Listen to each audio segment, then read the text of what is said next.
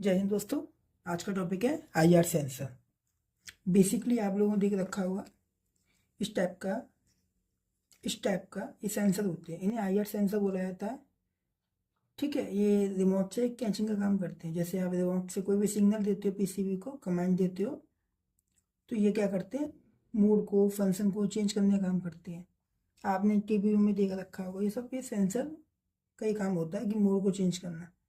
अब बेसिकली मैं इसको आपको थ्योरी बेस भी प्रैक्टिकल भी दोनों बेस बताऊंगा, इसका यूज और कैसे किया जाता है, कैसे इसकी रिपेयरिंग की जाती है। देखिए, आईआर सेंसर जो होता है एक 3 टंग का सेंसर होता है। ये रहा, जो ये वर्किंग करता है, ये 5 वोल्ट पर वर्किंग करता है, ओनली 5 वोल्ट पर, प्लस 5 वोल्ट पॉजिटिव, 5 वोल्ट पर ये वर्किंग करता है। ठीक, 5 वोल्ट पर। अब इस पे ग्राउंड और माइनस और प्लस दोनों दो सप्लाई जाती है। ये आईआर सेंसर हो गया।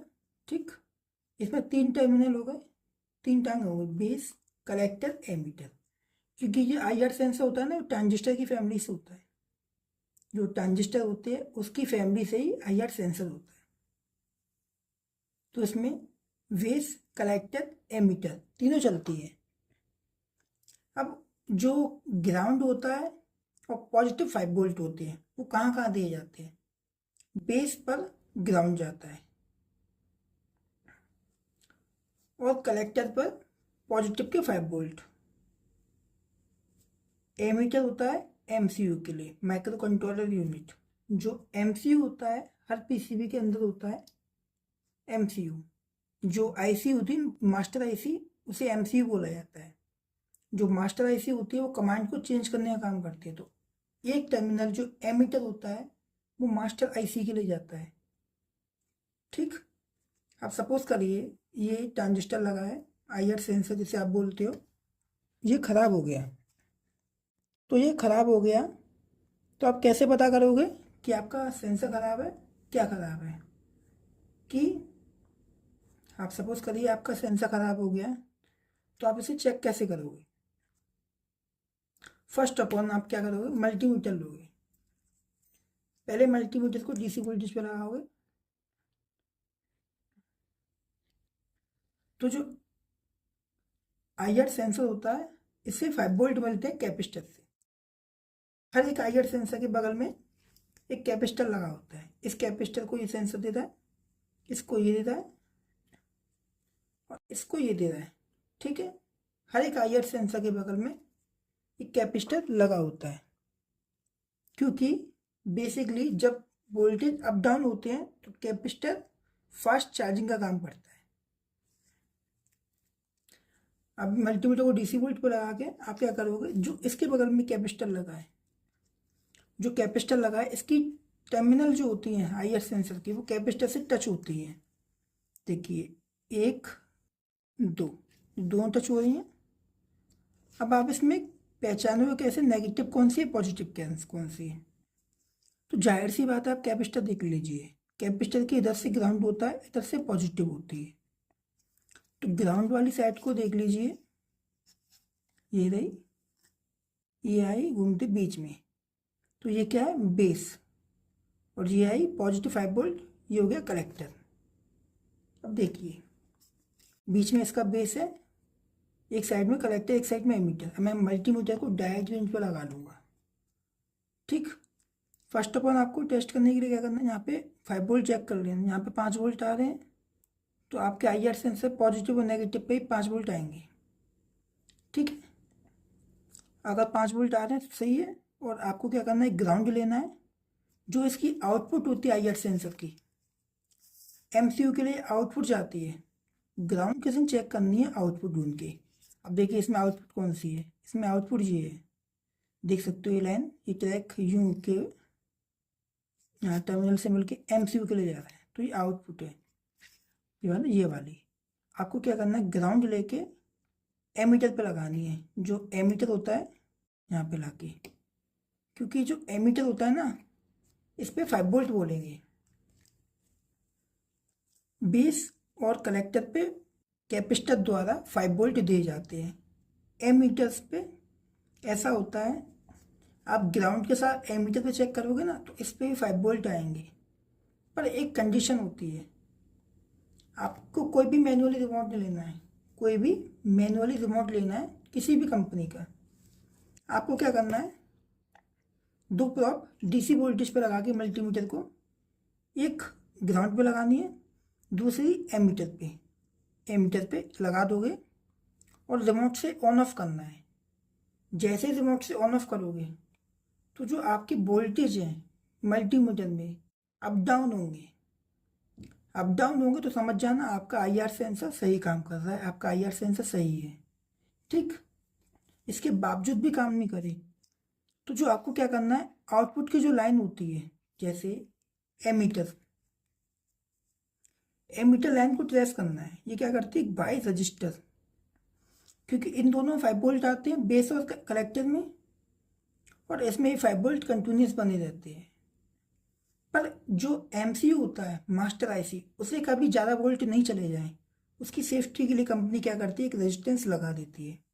कभी कभी क्या होता है, वो रेजिस्टेंस ओपन हो जाता है, इसलिए आईआर सेंसर सही वर्किंग नहीं करता। आईआर सेंसर सही होता है, फिर भी आप उसे चेंज कर देते हो। ठीक, समझे। और दूसरी बात, अगर मान के चलिए आपने कैपेसिटर पे चेक करे 5 वोल्ट नहीं आ रहे हैं, आपने इसके दोनों टर्मिनल पे चेक करे, कलेक्टर और बेस पे, अब मान के चलिए कलेक्टर और बेस पे भी 5 वोल्ट नहीं आ रहे हैं, तो आपको इस कंडीशन में एक काम करनी है, जो आईआर सेंसर होता है वो 7805 785 आईसी होती है, 785 नंबर की आईसी होती है, उस पर काम करता है। सर्किट में कहीं से भी, पीसीबी के अंदर कहीं से भी 5 वोल्ट का एक जंपर लेना है। जंपर लेके डायरेक्ट यहाँ पे नहीं लगाना है, एक कैपेसिटर पे लगाना है, क्योंकि जब हम रिमोट से बटन दबाते हैं तो क्या होता है, ये वोल्टेज को पुश करता है, जैसे झटके से छोड़ देता है, फिर डाउन चार्ज छोड़ता है, चार्ज होता है, ये काम करता है। तो आपको 5 वोल्ट इस कैपेसिटर को देनी है। अगर मान के चलिए कैपेसिटर पे वोल्टेज नहीं आ रहे हैं, आईआर सेंसर वोल्टेज नहीं आ रहे हैं, तो फर्स्ट अपॉन कहीं से भी बोर्ड के अंदर से 5 वोल्ट का जंपर लेना है और आईआर सेंसर के पॉजिटिव पे लगा देना है, जिससे क्या आईआर सेंसर आपका कैपेसिटर वोल्टेज आ जाएंगे, आईआर सेंसर चालू हो जाएगा। ठीक, अब इसका चेंज करने का प्रोसेस आप सोचिए, सपोज करिए आपका आईआर सेंसर आपने चेक कर लिया कि 5 वोल्ट कैपेसिटर पे भी आ रहे हैं, सेंसर पे भी 5 वोल्ट आ रहे हैं बेस और कलेक्टर पे, और ग्राउंड से चेक किया तो एमीटर पे आपके वोल्टेज नहीं बोल रहे हैं। जब आपके वोल्टेज एमीटर पे नहीं बोलेंगे तो आप समझ जाओ ग्राउंड के चेक करने पे एमीटर पे कि आपका आईआर सेंसर खराब है। अब आईआर सेंसर को कैसे चेंज करेंगे, देखिए आईआर सेंसर यूनिवर्सल आती है, ये आईआर सेंसर यूनिवर्सल है, ये हर बोर्ड में देखिए इसमें अलग है, इसमें अलग है, पर इस बोर्ड में ये लग जाएगा, इस बोर्ड में, मतलब दोनों एक्सचेंज हो जाएंगे आपस में, कहीं भी लग जाएंगे। अब आपको एक चीज़ बताएं, दिमाग में डालना, ये चीज़ कॉमन चीज़ है। जो ये सेंसर होते हैं इनमें 3 टर्मिनल होते हैं, बेस, कलेक्टर, एमीटर। आपको पॉजिटिव हमेशा ध्यान रखना है, जो ग्राउंड की सप्लाई है वो हमेशा बेस पे जाती है। देखिए ग्राउंड है इसका, ये कैपेसिटर कहाँ है, ये रहा, ये इधर लगा इसका ग्राउंड, इधर लगा तो इधर लगा ग्राउंड, ये झटके से इधर बीच में गया, बीच में इसका बेस है, और कलेक्टर और एमीटर। बेस पे हमेशा जो बेस की पॉजिटिव सप्लाई होती है, बेस पे हमेशा ग्राउंड देना है, और कलेक्टर पे हमेशा पॉजिटिव के 5 वोल्ट, और एमीटर पे हमेशा आउटपुट एमसीयू के लिए। कभी कभी क्या होता है कि जो इसके लेग्स है, इसके जो लेग्स बनने हैं ना, ये टांगे और इसकी जो टांगे, कंपनी क्या करती है अपने मॉडल के हिसाब से पलट देती है। मान के चलिए इसका कलेक्टर कहीं एमीटर कर दिया, मान के चलिए इसका यहाँ पे कलेक्टर है तो कंपनी ने यहाँ पे इसका एमीटर कर दिया, तो आप क्या करोगे, आप यहाँ से निकालोगे, आप यहाँ पे लगा दोगे, पर वो वर्किंग नहीं करेगा, क्योंकि एमीटर की जगह कलेक्टर लग जाएगा, कलेक्टर की जगह एमीटर हो जाएगा, बेस की जगह एमीटर हो जाएगा, मतलब सब कुछ उलट पुलट हो जाएगा। तो आपको क्या करना है इस कंडीशन में, आपको फर्स्ट अपन अपने मल्टीमीटर को डायोड रेंज पे रखना है। जब मल्टीमीटर को आप डायोड रेंज पे ले लोगे तो मेरे पास ये वाली प्लेट है, मुझे इस वाली प्लेट का ये सेंसर निकाल के इस वाली में लगाना है, इस वाली प्लेट में। तो सबसे पहले मुझे क्या करना है, मुझे नहीं पता इसका बेस कलेक्टर एमीटर कौन सा है, ठीक। अब मुझे बेस कलेक्टर एमीटर पता करने के लिए मैं अपनी प्रॉप को दोनों में से एक प्रॉप लूँगा, यहाँ पे लगाऊंगा, शायद कुछ पता चल रहा है। देखिए दोनों में सेम वैल्यू आनी चाहिए, अच्छी वैल्यू आनी चाहिए। नई वैल्यू आई, इससे भी नहीं आई, इससे भी नहीं है, मुझे नहीं पता इसमें क्या है। फिर मैं प्रॉप चेंज करूँगा, ब्लैक प्रॉप से देखूंगा, कुछ वैल्यू आई, कुछ भी नहीं आई, कुछ भी नहीं आई। शायद मेरा मीटर फॉल्टी है, मीटर को दोबारा निकाल के लगाता हूँ। अब लीजिए सेंसर शायद खराब हो, मैं इस सेंसर को लेता हूँ, इस सेंसर को निकाल के इस वाली प्लेट में यहाँ पे लगाना है। मुझे नहीं पता इसमें बेस कलेक्टर एमीटर कौन सा है। फर्स्ट अपन मैंने यहाँ पे लगाई, कोई रीडिंग नहीं, यहाँ पे लगाई, नो रीडिंग। पल्टी prop, no reading, no reading. अब ये रीडिंग क्यों नहीं दे रहा है, शायद हम चेक करें। देखिए अब रीडिंग देने लग गया। देखिए इसने दी है 664 और गलत रीडिंग, क्योंकि 2000 से ऊपर रीडिंग आनी नहीं चाहिए। फिर हम बीच में लगाते हैं 2500, नहीं, गलत रीडिंग। अब हम प्रॉप को चेंज करते हैं, गलत रीडिंग 756, गलत नहीं, सही है। पर देखिए 545, ठीक। इस पे देखिए ये सही देता है। अब देख सकते हो आप, जो इधर वाली है वो एमीटर है। जो एमीटर होती है ना वो हमेशा ज़्यादा वैल्यू देती है, जो कलेक्टर होती है वो कम वैल्यू देती है। और दोनों जो सही वैल्यू आएगी वो हमेशा आपके बेस के साथ आएगी।